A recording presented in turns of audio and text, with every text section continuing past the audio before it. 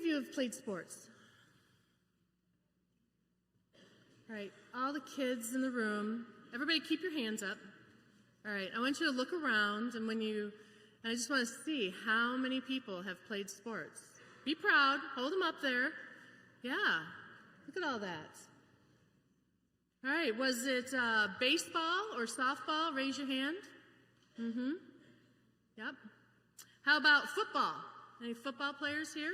Of course, absolutely. Volleyball? Volleyball players? Okay. Soccer? All right. Basketball? A lot of hands up for this one, too. Did I miss something? Golf? Golf, yes. Brian Adcock will be after me if I don't say that. A few other people. Oh, cross country, yeah. I imagine me forgetting the running sports. Yeah. Bowling, yes, thank you for that. Yeah, bowling. Anybody run? Oh, tennis, yes. That's a running sport too, yeah. Yeah. It's interesting that there isn't a whole lot of those standing around sports, you know, but anyway.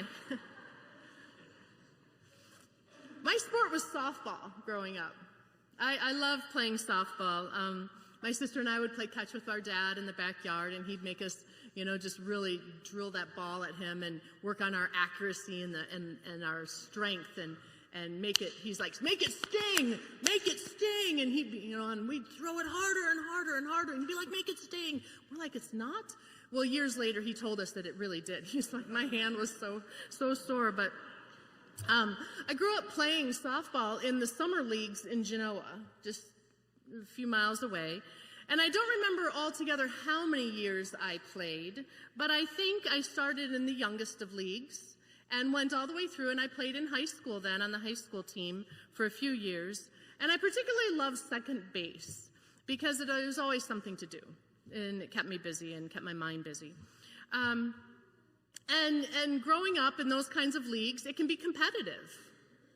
I mean, there's keeping track and statistics of which team is winning, and of course there's always a team that's losing. And all of that was celebrated when I was growing up in the Genoa Days Parade. All of the softball teams and baseball teams, they would be in the back of pickup trucks, and we'd have streamers on the backs of the trucks and signs posted and all that kind of thing, and the name of our team up there. And our team, that this one particular year that I really remember that season, our team was sponsored by GTEAE, which is, I think it was General Telephone and Electric, Automatic Electric in Genoa. And that season that I remember so clearly, we lost every game. Every game. We lost every game. We were dead last. And if you've been, you know, on the losing side of any kind of a game, you might feel a little, you look down, right? But it's funny that that's what I remember that season, was that season. I don't remember all the rest of the seasons. I remember that season that we ended last. And what I remember about it is that we had a lot of fun. That whole season, we had a lot of fun. We laughed. We became better at what we were doing. I don't know why we didn't get down. I don't. We even had fun. We made fun of ourselves with our last standing, losing every single game. Our poster in the Genoa Days Parade, it said GTEAE, and then we said, greatest team ever, after everyone. Because we were the greatest team ever after everyone else. And I don't know why we didn't get down, but we didn't give up. And I don't know why we still had fun, but we did. And that was the season I remember the most. Maybe it was because we had hope. We played like we were going to win.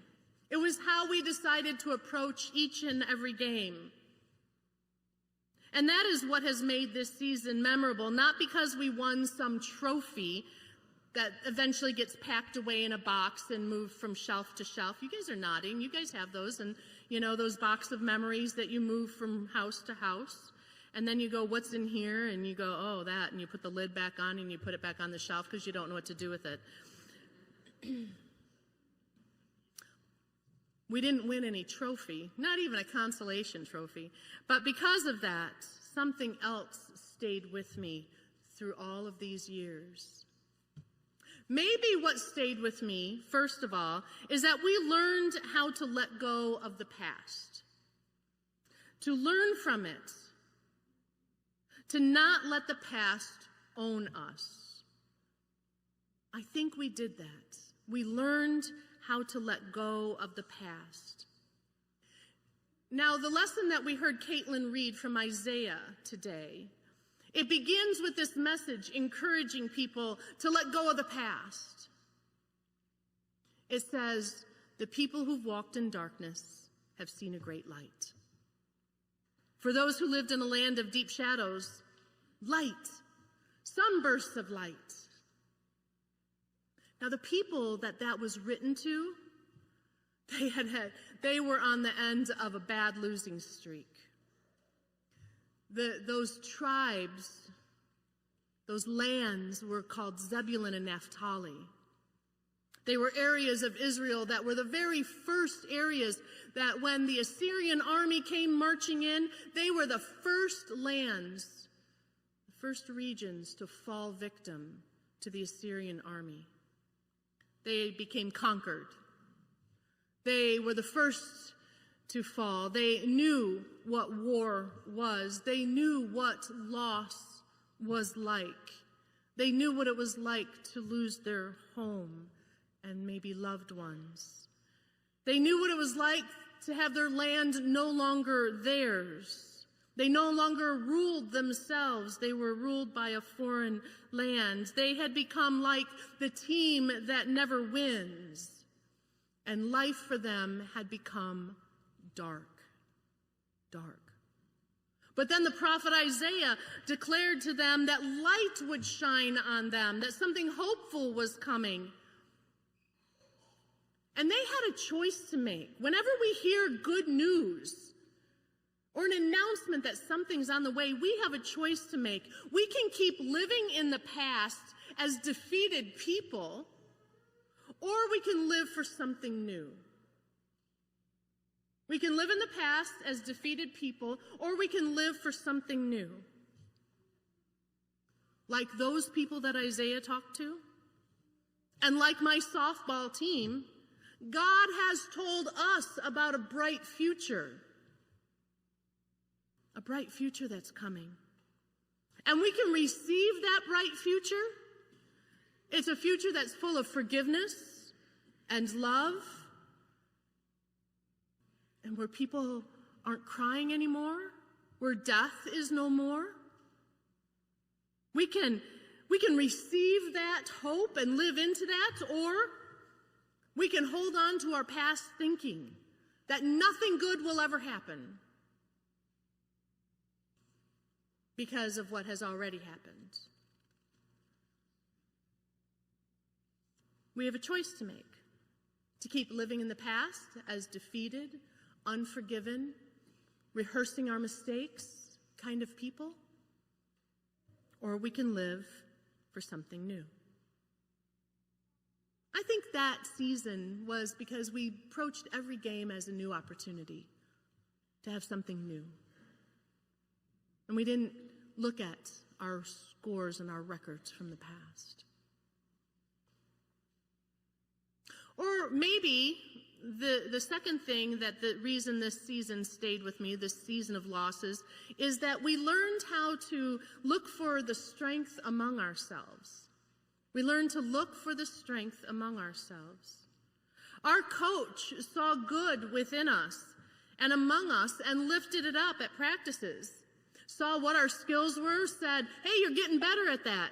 Good job on that. And celebrated that. And that's what Isaiah did.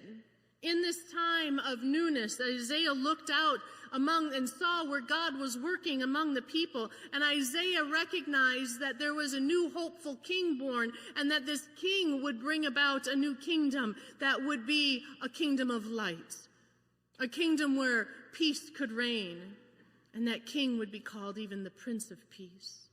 And Isaiah celebrated that. He put it like this: that king will take over the running of the world, and his names will be Amazing Counselor, Strong God, Eternal Father, Prince of Peace. His ruling authority will grow, and there'll be no limits to the wholeness he brings. Can you imagine that? No limits to the wholeness that he brings. As Christians, we have come to understand this lesson and how it tells us about Jesus as that king. How Jesus is that wonderful counselor, mighty God, everlasting Father, Prince of Peace.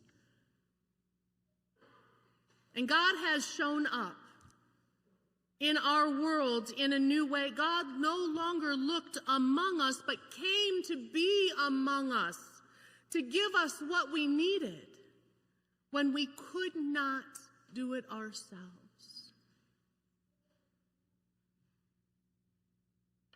The fullness of God's personality and compassion and character was right there in a child that was born for us, Jesus Christ.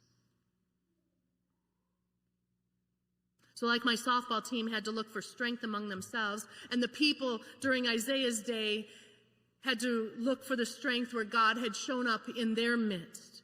We are here because God has shown up in Jesus, and we can trust that. And finally, maybe what made that season so memorable for me is that we learned how to look forward. You can let go of the past, but not look forward. They both have to happen. You have to let go of the past, and you have to decisively look forward, to bounce back. It's called being resilient. And I have to say, it was hard to face each game as a new opportunity, especially when you'd lost so many times. You can start each game with the past defeats and mistakes looming over your head.